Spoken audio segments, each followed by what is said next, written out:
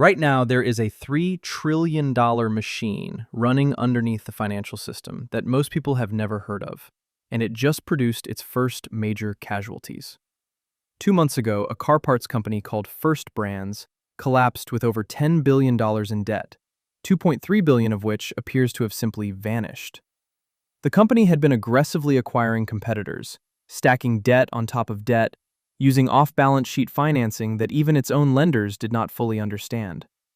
A few weeks before that, a subprime auto lender called Tricolor filed for bankruptcy after allegedly pledging the same collateral to multiple banks at once. Tricolor specialized in lending to borrowers with limited credit access, many of them undocumented workers living paycheck to paycheck, and when the repayments stopped coming, the entire structure unraveled in a matter of days. JP Morgan lost $170 million. Barclays lost another $147 million. Jefferies is sitting on $715 million in exposure. UBS disclosed over $500 million in exposure to First Brands. Kroll, the bond rating agency, slashed some Tricolor bonds from AAA to CC in a single move. And Jamie Dimon, the most powerful banker in America, went on an earnings call in October 2025 and said something he probably should not have said. Quote, "My antenna goes up when things like that happen. I probably should not say this, but when you see one cockroach, there are probably more. Everyone should be forewarned on this one." End quote. Now here is where this story gets interesting. Both of those companies relied on something called private credit, a market that has grown from $46 billion in 2000 to roughly $3 trillion today. That is not a typo. $3 trillion. A 65-fold increase in 25 years. And the question everyone is asking is simple. Are First Brands and Tricolor isolated cockroaches? Or are they the first two visible bugs in a kitchen full of them? I spent the last 48 hours pulling Federal Reserve notes, Bank for International Settlements reports, insurance filings, SEC documents, Moody's research, and earnings transcripts. And what I found is not what the headlines are telling you. This is not a story about two companies that committed fraud. This is a story about who gets paid when the music stops, what signal everyone is missing while they debate cockroaches. And there is one metric that the smartest money in the world is watching right now that almost nobody is talking about. Those are the three questions. Those are the three doors. By the end of this investigation, you will know the answer to all three. And the final one, the metric, is going to change how you see every credit headline for the rest of the decade. But first, we need to understand what private credit actually is, why it matters that it grew 30 times larger while almost no one was watching, and why the very structure of this market makes problems invisible until they explode. Let me explain this in 30 seconds. After 2008, regulators forced banks to hold more capital against risky loans. The intent was to make banks safer. The unintended consequence was that banks stopped lending to mid-sized companies that needed capital but were not big enough to issue their own bonds. These companies, the middle market, found themselves caught between two worlds. Too big for small business loans, too small for the public debt markets, and suddenly locked out of the banking system that had financed them for generations. Enter private credit. Private credit funds raise money from institutions, pension funds, insurance companies, family offices, sovereign wealth funds, and now increasingly retail investors, and they lend that money directly to businesses. No public market, no bond auction, no daily price. No trading desk. The borrower and the lender sit across a table and negotiate terms. That model has obvious advantages. Speed. When a company needs to close an acquisition in 3 weeks, private credit can move. Banks often cannot. Flexibility. Private credit can structure loans with custom amortization, payment holidays, and features that public markets will not touch. Certainty. When markets are volatile, when spreads are blowing out, private credit provides pricing stability that syndicated loans cannot match. Relationship. Unlike a public bond where hundreds of anonymous investors hold pieces, private credit creates a direct relationship between one borrower and one lender, or a small club. That relationship becomes valuable when things go wrong, because workout conversations are simpler. But private credit also has a feature that becomes a bug when the cycle turns. These loans do not trade. There is no market price. The funds value them using internal models. Mark to model, not mark to market. And that means when problems start building, the outside world does not see them until the building collapses. Think about what that implies. In public markets, stress is visible in real time. If investors get nervous about a company's bonds, the price drops. The yield rises. The signal is immediate. Everyone can see it. In private credit, there is no such signal. The loan sits on the fund's books at whatever value the fund determines is fair. Maybe that value is accurate. Maybe it is not. But you will not find out until the fund marks it down, or until the company defaults, or until someone pulls the curtain back and reveals what was hiding behind it. If you are following me so far, drop a 1 or a 0 in the comments.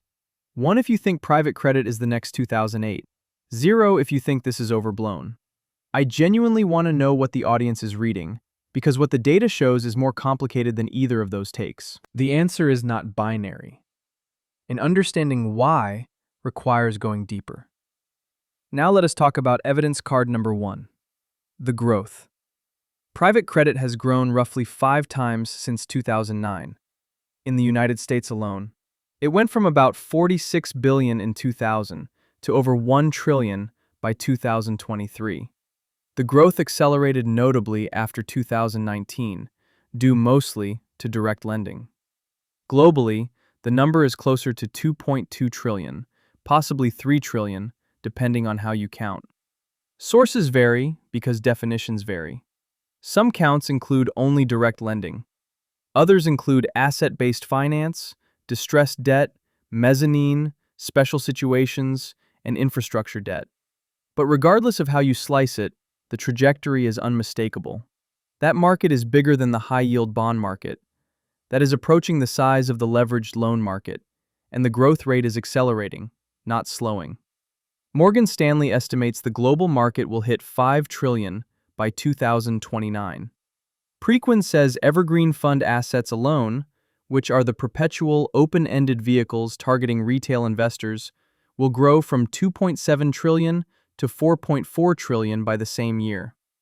McKinsey says the total addressable market for private credit exceeds $30 trillion across all asset classes.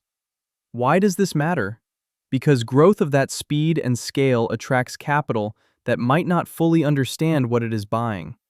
When an asset class grows from niche to mainstream, the marginal buyer changes. Early investors were specialists. They knew the risks. They demanded protections. Late-cycle investors are generalists. They see returns. They want exposure. And they may not ask the same hard questions. Now remember those 3 doors I mentioned at the beginning? Door 1. Who benefits if this reprices? Door 2. What is the real trigger? Door 3.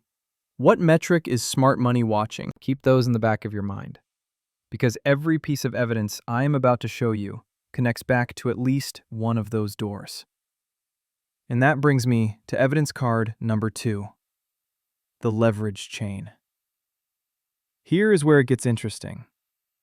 Who do you think is funding the private credit funds? Banks. The same banks that stepped back from direct lending after 2008 are now lending to the funds that replaced them. This is not a conspiracy. This is how the system adapted. Banks wanted to maintain exposure to middle market credit without holding the loans on their balance sheets. Private credit funds wanted cheap leverage to juice returns.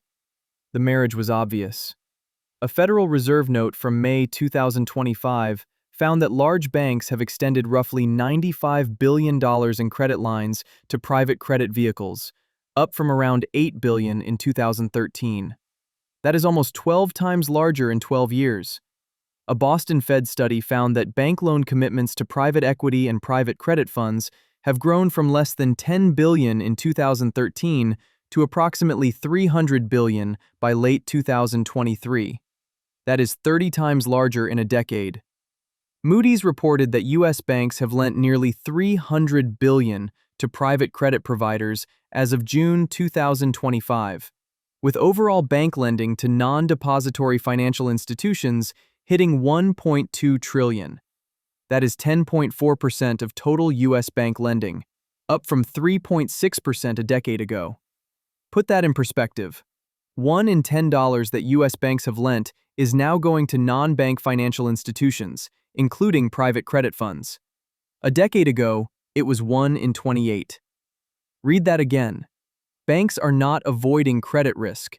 They are outsourcing it to funds and then lending to those funds. If the underlying loans default, the fund absorbs the first loss. But if the fund itself runs into trouble, if it draws down its credit line because its portfolio is under stress, that risk boomerangs right back to the bank balance sheet.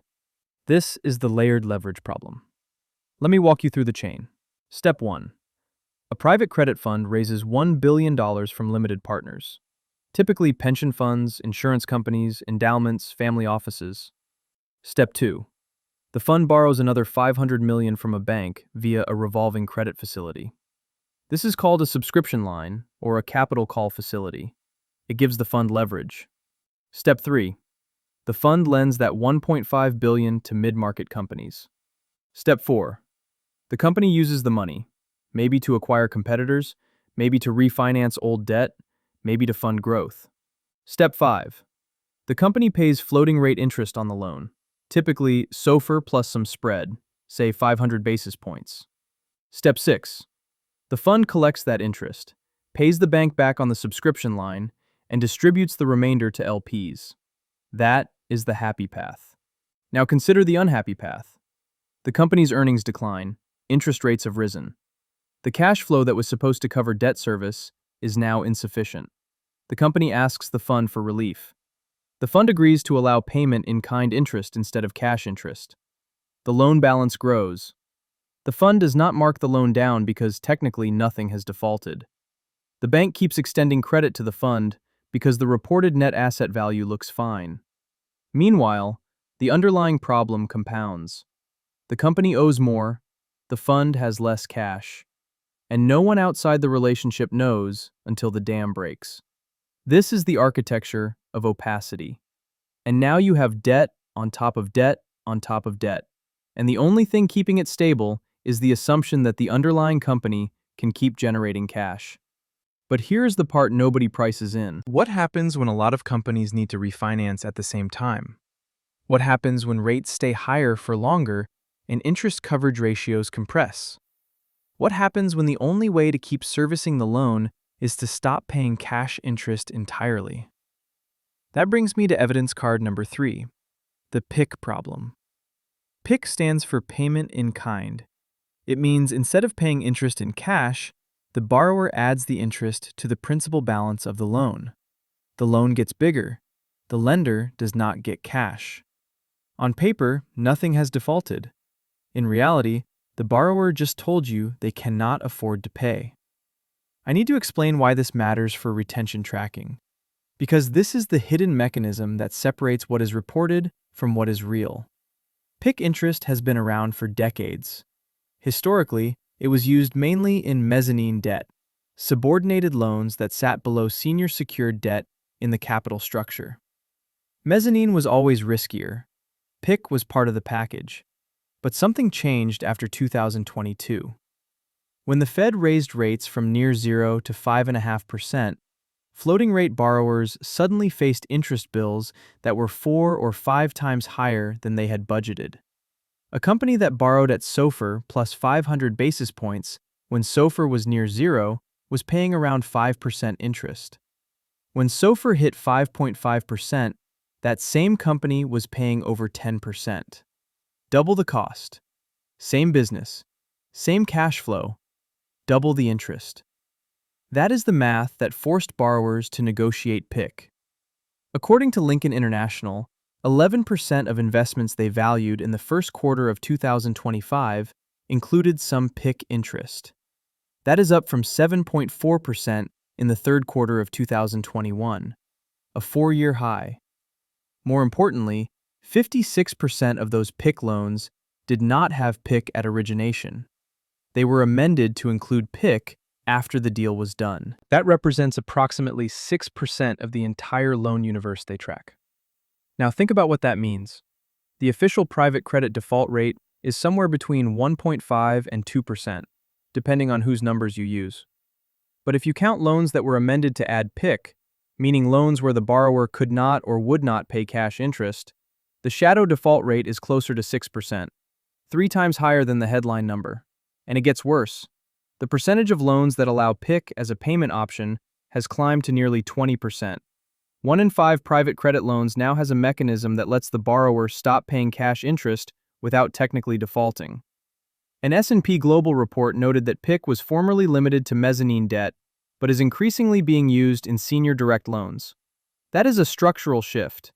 Senior secured lenders are now accepting terms that used to be reserved for subordinated debt. This is how problems stay hidden. This is how mark-to-model becomes a feature, not a bug. Because if the borrower switches to PIK, the loan does not get marked down immediately. The fund reports unrealized income. PIK interest counts as income, even though no cash was received.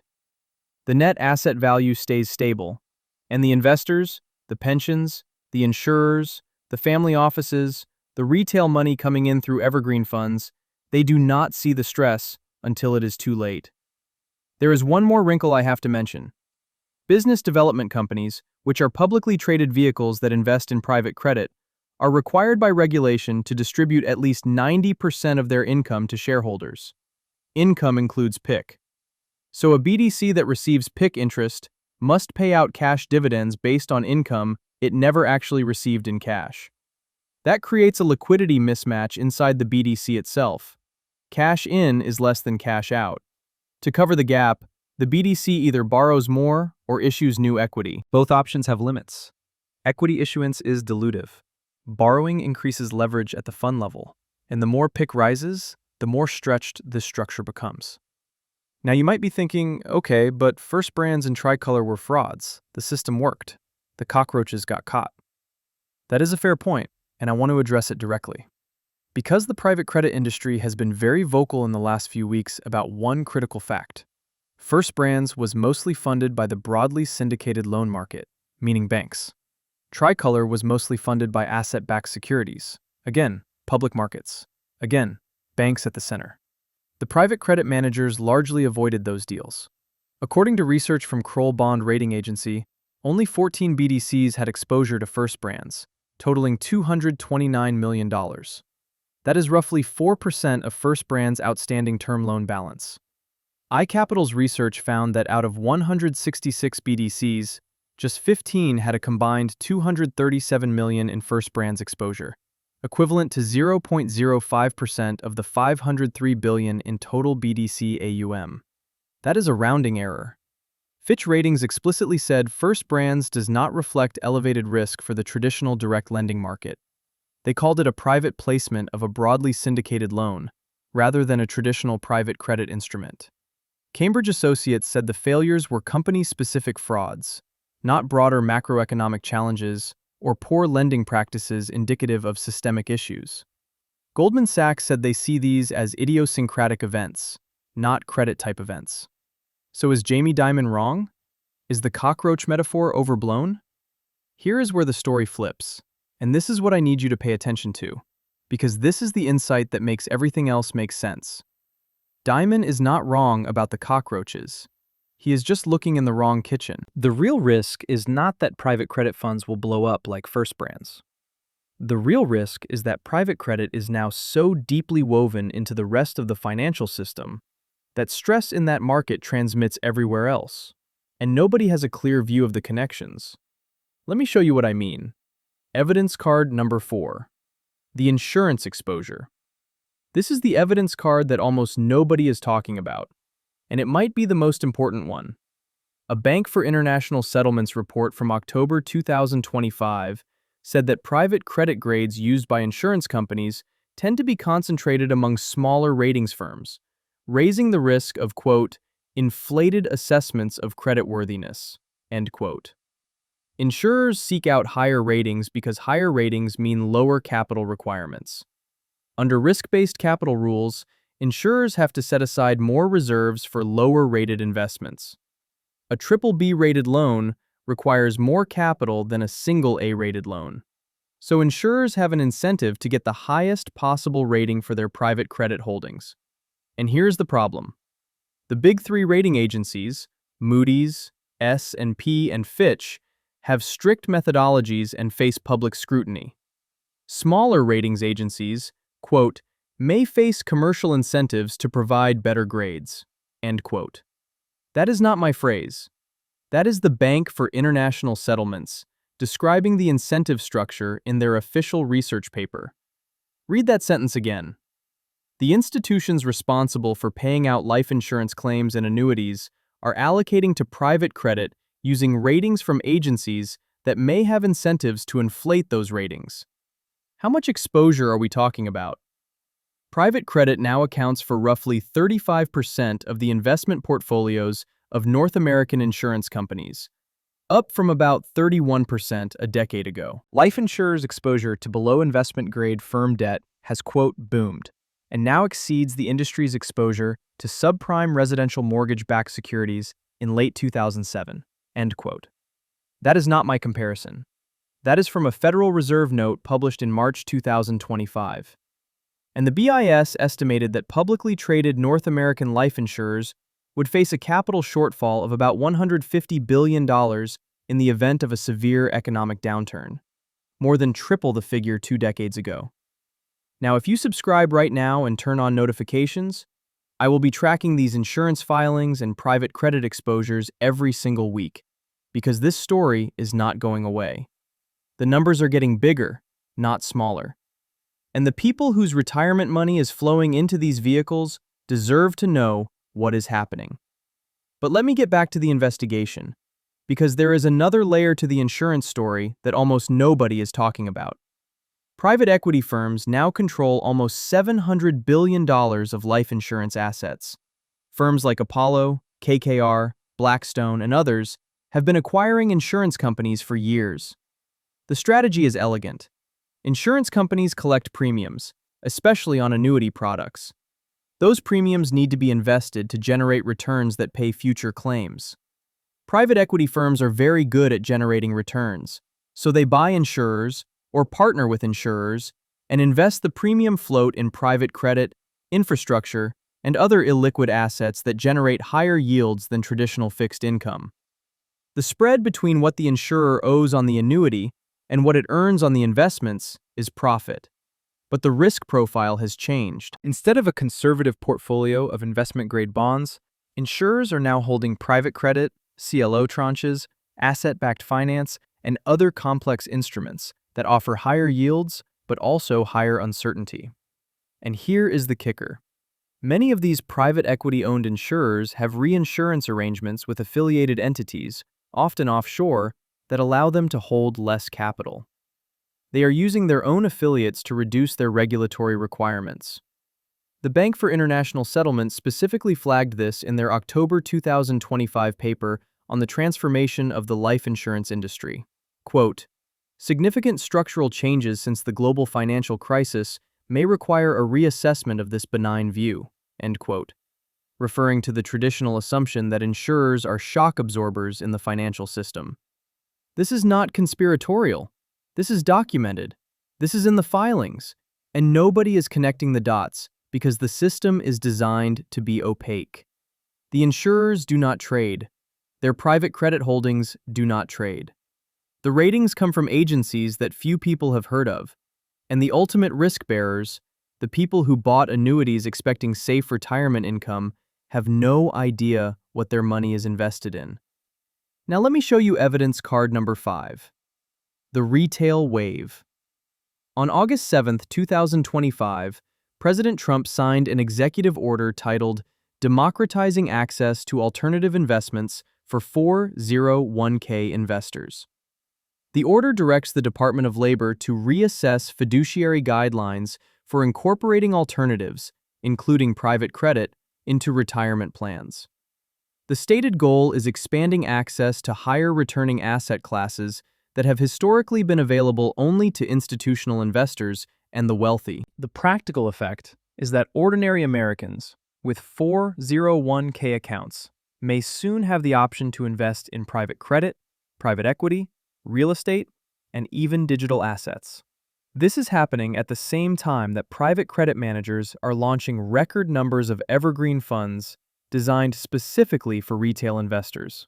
Goldman Sachs reported that a record number of these open-ended vehicles will launch in North America this year.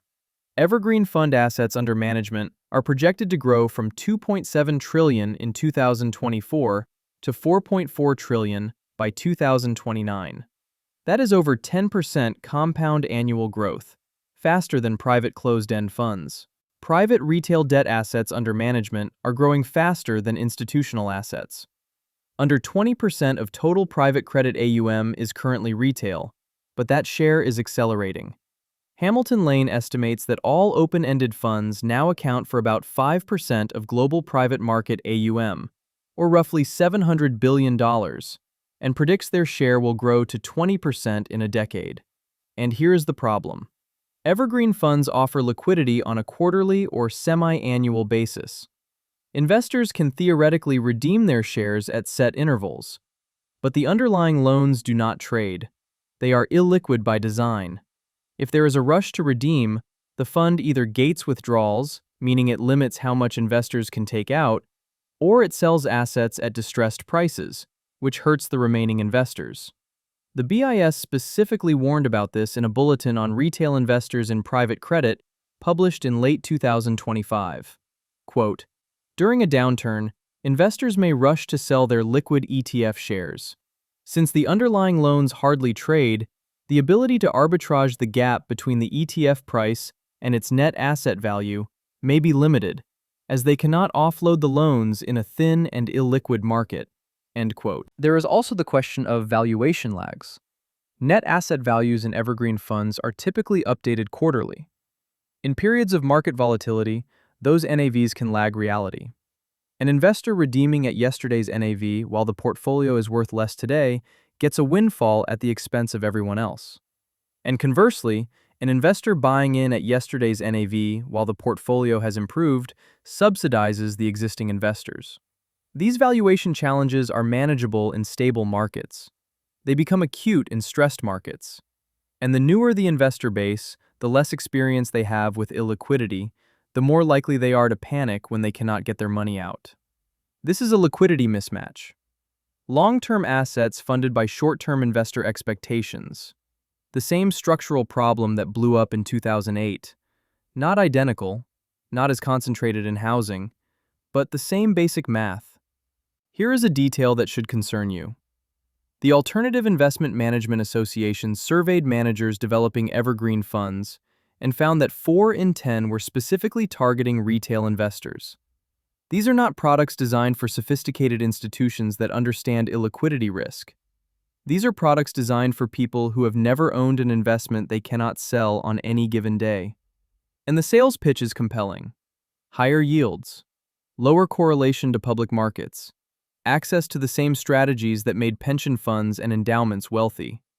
The pitch does not usually emphasize that the underlying assets cannot be valued in real time, that redemption windows can be gated, that NAVs can lag reality, or that the investment might be worth significantly less than reported in a stressed market. I want to be fair. The managers launching these products are generally reputable. The disclosures are technically accurate. Sophisticated investors read the fine print, but retail investors by and large do not. They see the yield, they see the brand name, they assume safety, and when the stress comes, they discover that the exit door is narrower than the entrance. This is not theoretical. We have seen this movie before. In 2008, money market funds broke the buck. In 2020, mutual funds gated redemptions. In 2022, UK pension funds faced a liquidity crisis that required Bank of England intervention. The pattern is consistent. Illiquid assets plus redeemable structures plus retail expectations equals fragility. Let me tell you what comment I want to see below. In 2 words plus 1 reason, tell me whether you think private credit in retirement accounts is a good idea or a bad idea. 2 words plus 1 reason. I want to see how the audience is thinking about this. Because the regulators are clearly betting one direction, and the data might be pointing the other way. Now let me bring all of this together. We have established 5 evidence cards. 1. The growth. $3 trillion, 5 times larger since 2009, still accelerating. with projections to 5 trillion by the end of the decade. 2. The leverage chain. Banks are lending to private credit funds, which are lending to companies, which are borrowing more to pay interest on existing debt. 300 billion in bank commitments to PE and PC funds, up from 10 billion a decade ago. 3. The PIK problem. The shadow default rate is roughly 3 times the headline rate, and 20% of loans now allow borrowers to stop paying cash interest without triggering a technical default. 11% of loans are already using PIK, up from 7% 4 years ago. 4. The insurance exposure. 35% of North American insurer portfolios exceeding subprime mortgage exposure from 2007. $150 billion capital shortfall estimate in a severe downturn. Ratings potentially inflated by smaller agencies with commercial incentives. $700 billion in life insurance assets controlled by private equity. 5. The retail wave. Democratization Executive Order, Evergreen Fund boom, 401k access, liquidity mismatch, retirees entering at potentially the worst time in the cycle. Now let us answer the 3 questions I promised at the beginning. The 3 doors. Door number 1. Who benefits if this reprices? The obvious answer is distressed debt investors. When private credit loans default, someone has to buy the pieces. Funds like Oaktree, Apollo's distressed arm, and specialty vehicles raised specifically for opportunities like this will be the buyers of last resort. There is already over $16 billion in dry powder in Oaktree's latest Opportunities Fund. These managers are not worried about a downturn. They are waiting for it. But that is the obvious answer. The less obvious answer is the banks. Remember, banks stepped back from direct lending to mid-market companies after 2008. They did not want the risk. But they also did not want to lose the business entirely. So they financed the funds that replaced them. If private credit stumbles, if default rates rise, if insurers and pensions pull back their allocations, banks will have leverage. They will be the ones with the balance sheet capacity to either acquire distressed assets or demand better terms from the surviving funds. And there is a competitive dynamic here that most people miss. Banks and private credit are in a cold war for the same borrowers. Blue Owl's CEO Mark Lipschultz said it explicitly after Diamond's cockroach comment. Quote, "There are people who have meaningful parochial interests in the industry not continuing to grow and succeed." End quote. He was talking about banks. Banks want their market share back. They want the fees, the relationships, the origination business. If private credit takes losses, banks get to say, "We told you so." They get to recapture business that migrated away over the last 15 years. So when you hear Jamie Dimon talk about cockroaches, ask yourself, is he warning you or is he positioning? The answer might be both. Door number 2. What is the real trigger? It is not fraud. Fraud is a symptom, not a cause. First Brands and Tricolor were companies that could not sustain their debt burdens and allegedly crossed lines to hide that fact. The reason they could not sustain their debt is the reason every over-leveraged company eventually fails. Cash flow stopped covering interest. The trigger is not fraud. The trigger is refinancing. Over the next 3 years, a wall of private credit maturities is coming due. Companies that borrowed at low rates in 2020 and 2021 need to refinance at today's rates. SOFR went from near zero to a high of about 5.5%. That is 500 basis points of additional interest cost on floating rate loans. For a mid-market company operating on thin margins, that can be the difference between covering debt service and not covering it. When borrowers cannot refinance, they either default, amend to PIK, or find creative ways to extend maturities. All 3 of those options obscure the stress in the short term and concentrate the risk for the eventual reckoning. The real trigger is time. Every quarter that passes, more loans mature. Every quarter that passes, more companies face the choice between paying cash interest and investing in their business. And every quarter that passes, the gap between headline default rates and shadow default rates either widens or snaps back into alignment. The market is betting it will stay wide. History suggests it will not. Door number 3. What metric is smart money watching? This is the part I save for the end, because it is the master key. Everyone is watching default rates. Everyone is watching spreads. Everyone is watching the Fed. But the smartest credit investors I track are watching something else entirely. Interest coverage ratios. Specifically, the distribution of interest coverage ratios across the private credit portfolio, and how that distribution is shifting over time. Let me explain why this matters in 30 seconds. Interest coverage ratio is simple. It is a company's earnings divided by its interest expense. Specifically, EBITDA divided by interest. If the ratio is above 1, the company can cover its interest from operating earnings. If it is below 1, it cannot. According to Kroll Bond Rating Agency, the weighted average interest coverage ratio across middle market loans was 2.3 at the end of third quarter 2025, up from 2.0 a year ago. On average, companies are covering their interest. That sounds fine, but averages lie. What matters is the tail.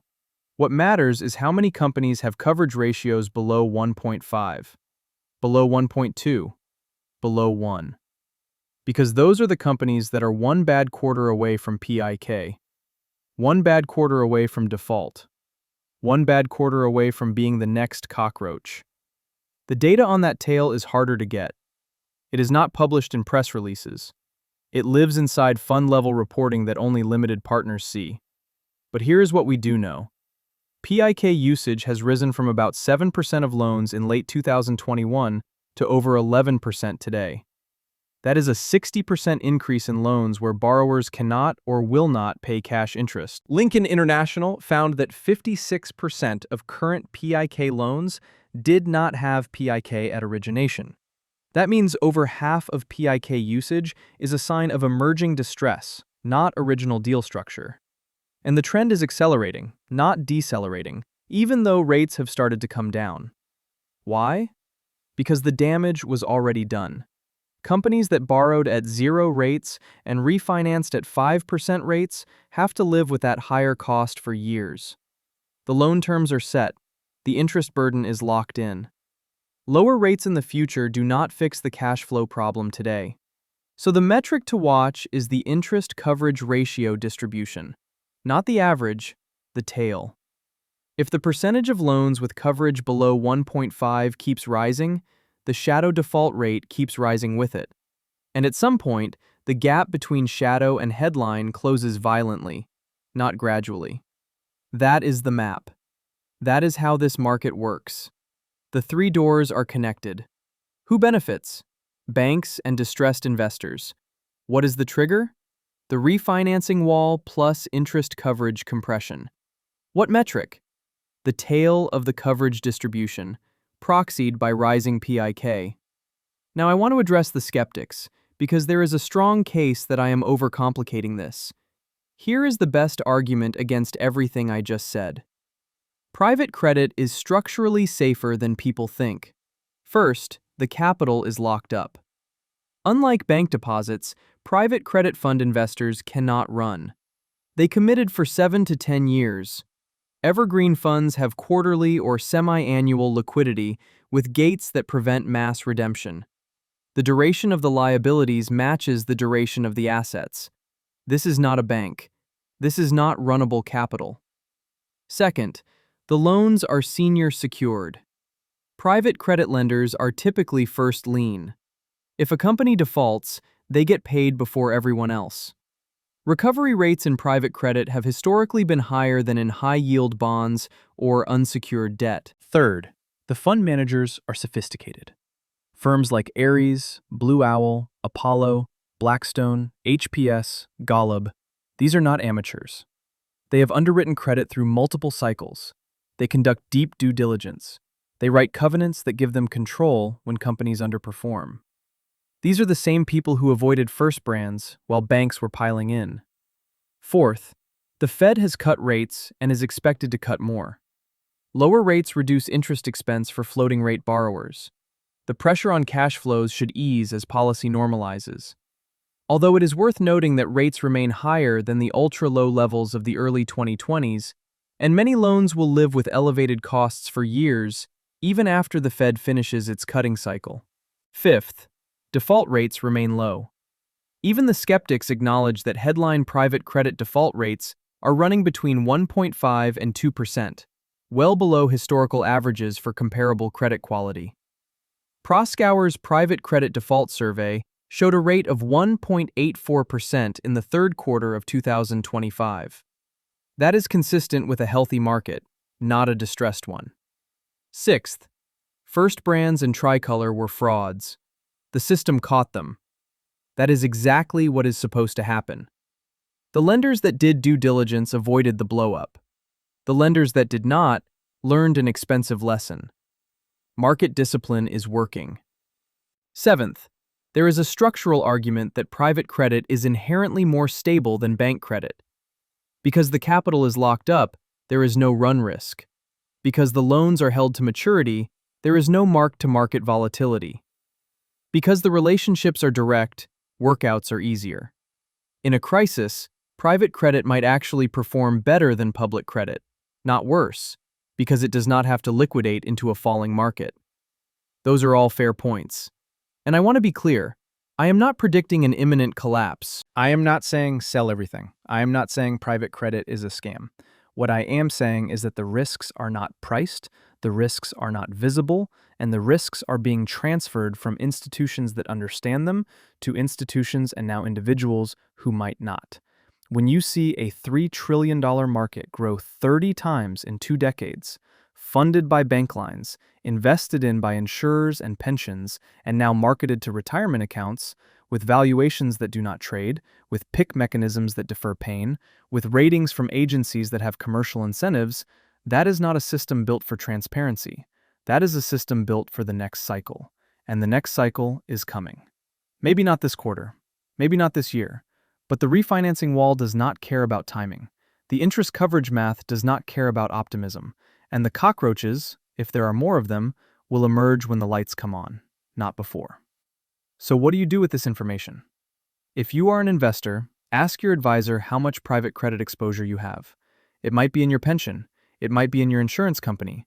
It might be coming to your 401k. Know what you own. If you are an analyst or allocator, watch the interest coverage distribution. Watch PIK trends. Watch for amendments that extend maturities or reduce covenants. The stress shows up there before it shows up in headlines. If you are just someone trying to understand how the financial system works, understand this. Risk does not disappear. It migrates. It migrated from bank balance sheets to private credit funds. It migrated from sophisticated institutions to insurance companies and pensions. And now it is migrating from institutions to individuals, through evergreen funds, through 401k access, through the democratization of alternatives. The question is not whether private credit has risks. Everything has risks. The question is whether the people taking those risks understand what they are buying. And right now, based on everything I have read, the answer is not always yes. That is the investigation. That is the map. And once you see the map, the headlines start to make sense. First Brands is not a one-off. Tricolor is not a one-off. They are data points on a curve that has been building for 15 years. The curve might flatten. The curve might keep rising.